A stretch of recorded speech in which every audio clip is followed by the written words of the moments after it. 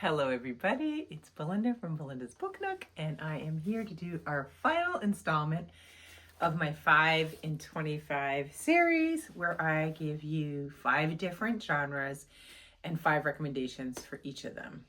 If you haven't seen any other videos, check them out. I almost had a 6 in 25 because I have another list that was mystery, was my other category. But I thought what I'll do is instead just recommend those next month when we're in March Mystery Madness as books to read. So I don't feel bad now that I've pulled those from the shelf and that I really want to talk about those books. But today what we're going to talk about is what I'm calling suspense/thriller books. I have not been reading that kind of books until more recently, and really enjoying them and finding Black authors also that are writing them. And so I wanted to talk about that. I thought that would be a good one to end on. So let's see, what are we going to start with? And I'm cheating a little because I have one author that I'm doing 2 books for. I know that's cheat, but I don't have, like I said, a lot in my, that I recall that I've read that I wanted to talk about. So it's okay. It's the book. So we're not going to worry about who wrote it. All right. So let's start with this one, and I'll take off my I had to put little stickies so I knew what category the books are while I'm pulling them from the shelves. But we'll start with this one, and it's When No One Is Watching, and it's a thriller by Alyssa Cole. Now, Alyssa Cole wrote a bunch of other books.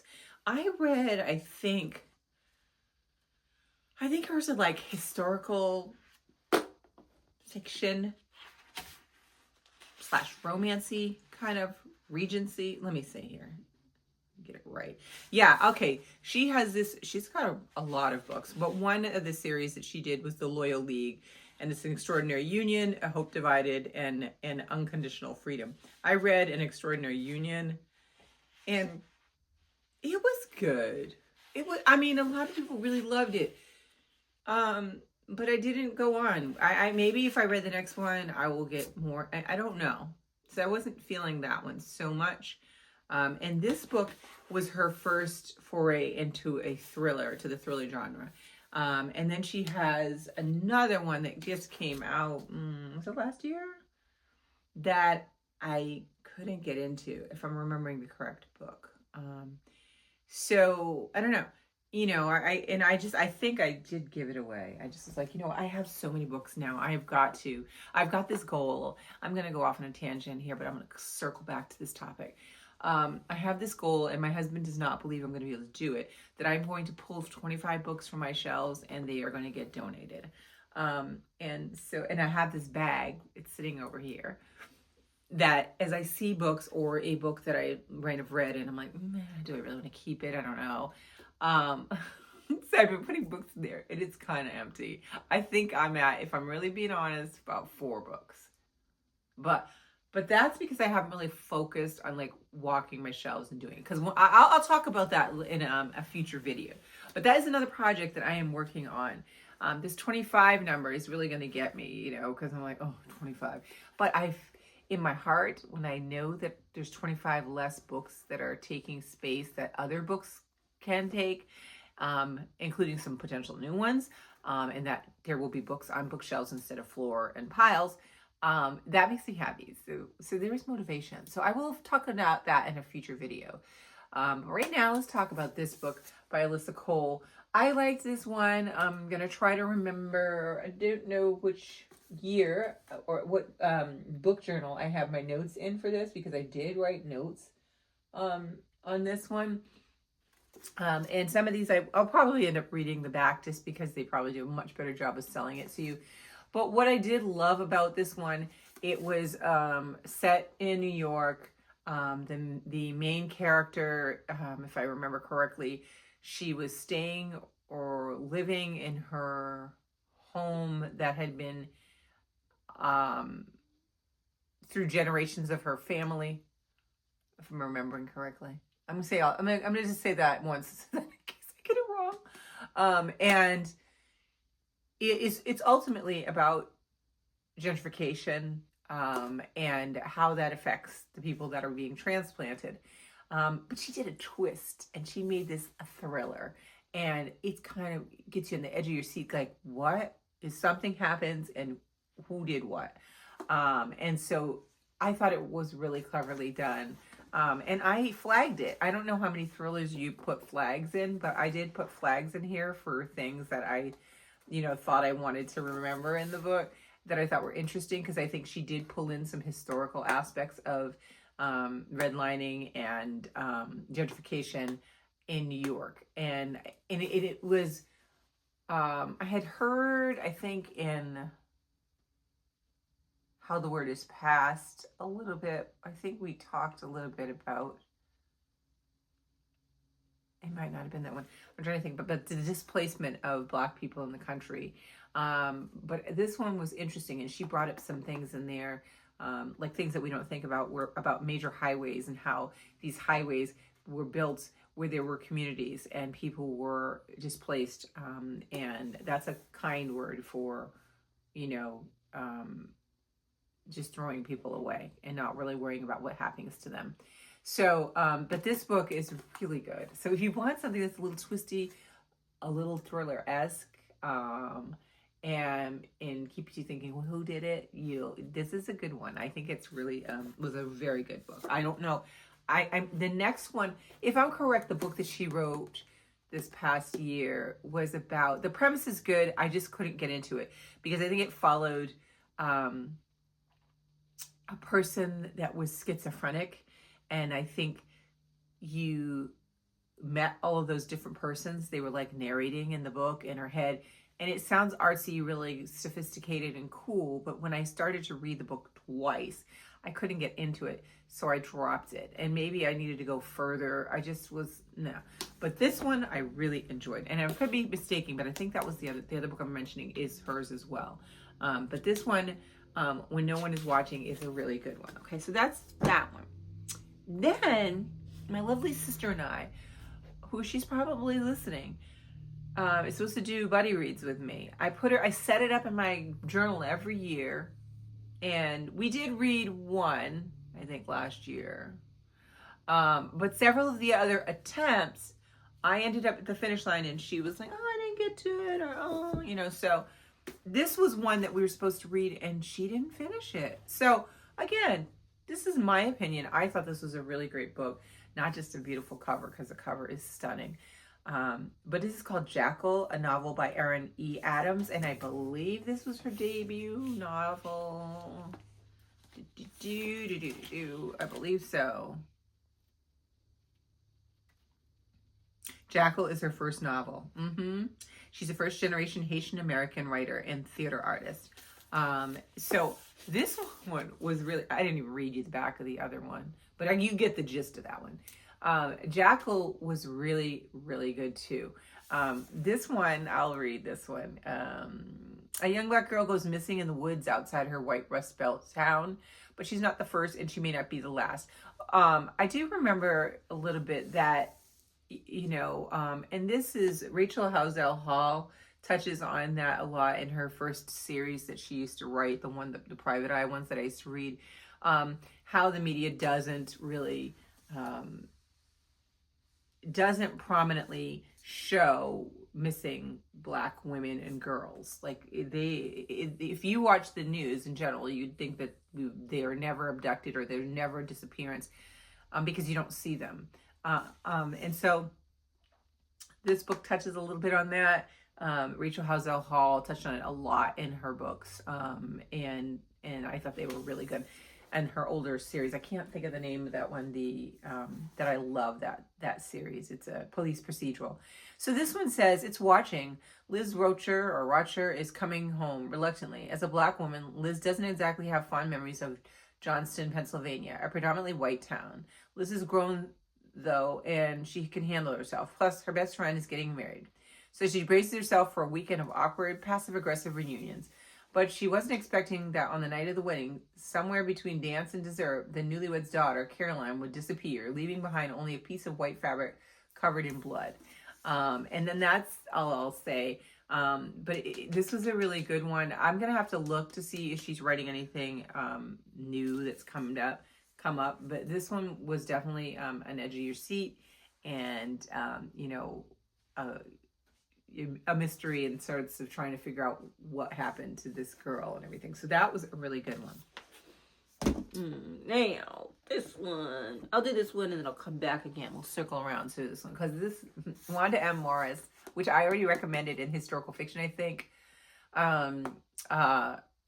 She's getting 3 recommendations because there's 2 in this and that one in historical fiction. This one is All Her Little Secrets by Wanda M. Morris. She always has good covers too on her books. This one was interesting in a fun kind of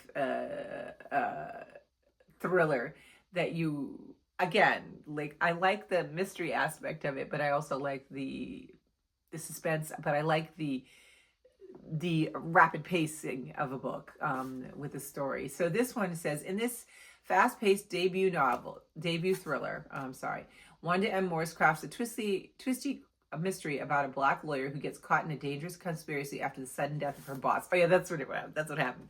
He dies, and you are left wondering so many things, like of who it could possibly be that had actually done it. I have to say that the other book that I'm going to recommend by her is my absolute favorite of hers. But this one was really fun, a fun, quick read. And the other one that I had told you about, which I don't have it here right now, for the historical fiction, was really well done. So I think she's an author to watch. I consider her kind of an auto-buy as well because I really enjoy what she's doing with books. She does also sprinkle in a little bit of historical things, even in these thrillers.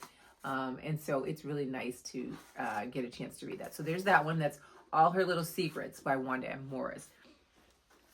And then our 4th book, I think I read this, was it last year? I feel like it was last year. And this is Do What Godmother Says by L.S. Stratton. And I love the cover. This one is so, okay. I don't know if she's written, let's see, she's written another one called Not So Perfect Strangers. I don't know if this was her debut. I don't think so.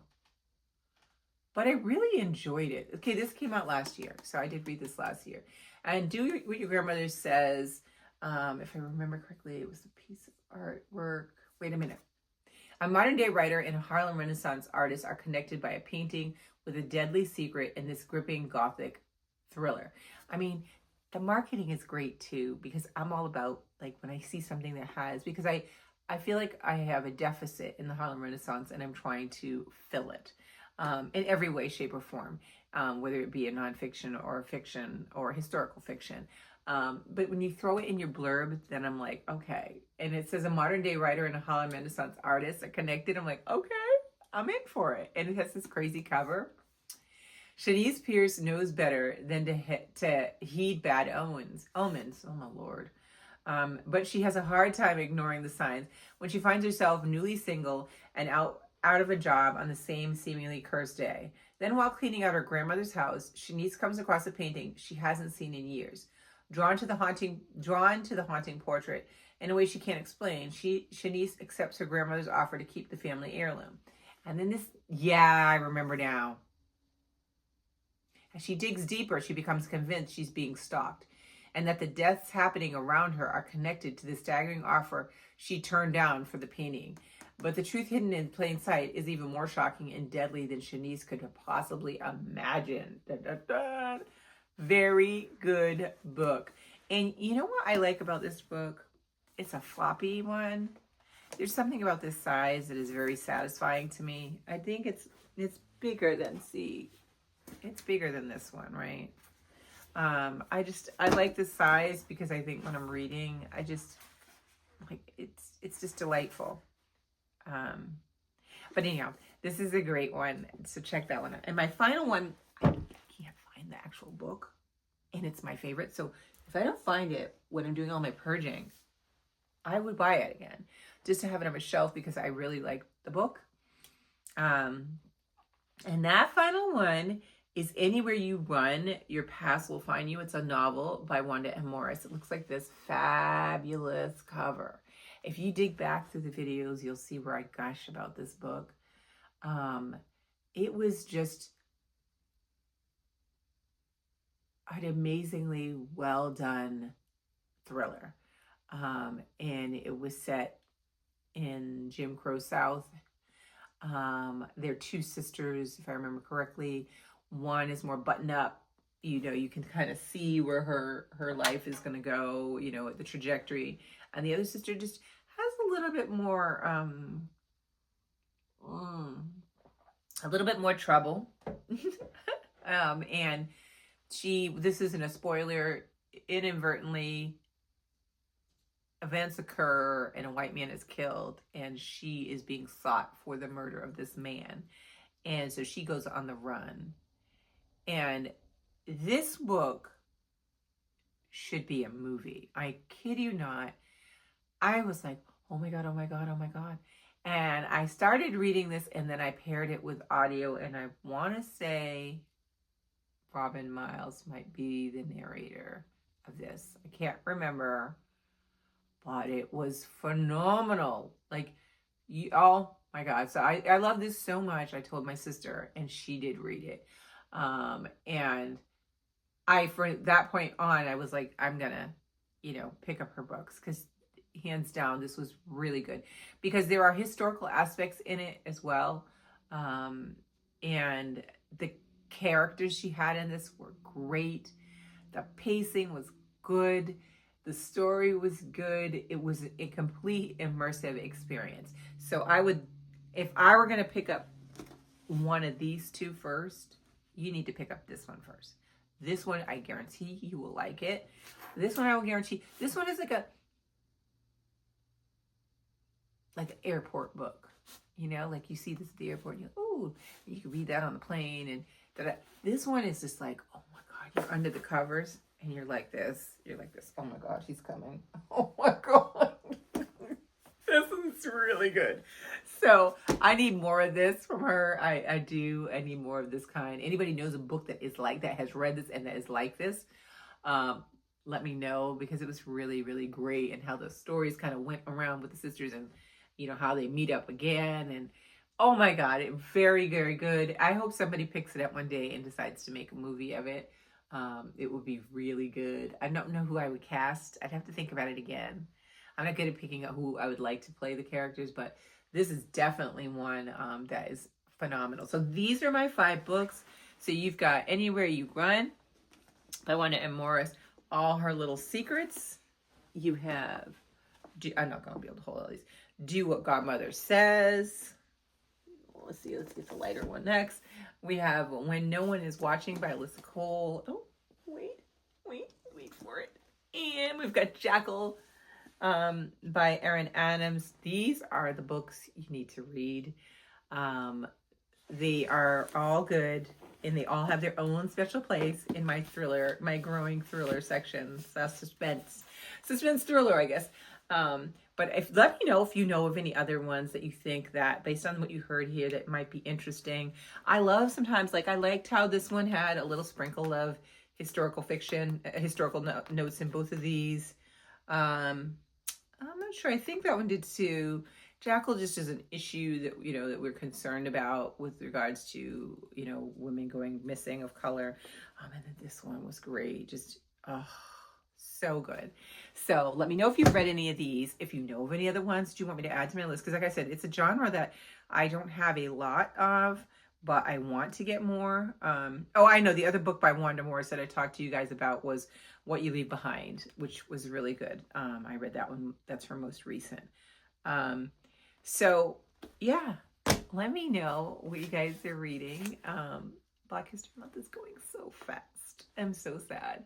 This month always goes by fast. And I thought today I would have my little picture. I don't know if you remember this. If you've been with me a long time, you will remember this picture. This is a Google win for Black History Month many moons ago that I just loved so much that I frame it. I leave it in my craft room. And so I thought I would bring that today as my little prop. I see some dust on it. Oh yeah. Ooh, dust, yeah.